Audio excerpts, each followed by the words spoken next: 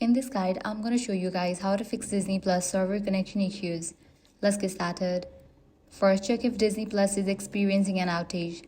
Launch your preferred browser, navigate to the website down detector, search for Disney Plus. If Disney Plus servers are temporarily unavailable, there is nothing you need to fix on your end. Wait a while and try again later. If there are no issues within the server, you can follow other steps.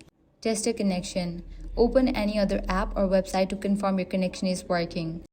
If the issue is network related, you can switch between network, Wi-Fi and cellular data, give a fresh restart to your router. Also enable airplane mode for a few seconds and disable it. Next up, update Disney Plus app.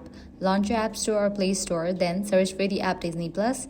Once app appears, if you see the option update, click on it, as updates often include fixes for connection and playback issues. Next, sign out and sign back into your account. This will refresh your session and can resolve authentication-related connection problems. In case you are connected to VPN or proxies, you will need to disable it. Lastly, if the solution didn't work out for you, completely delete Disney Plus app from your device and reinstall it.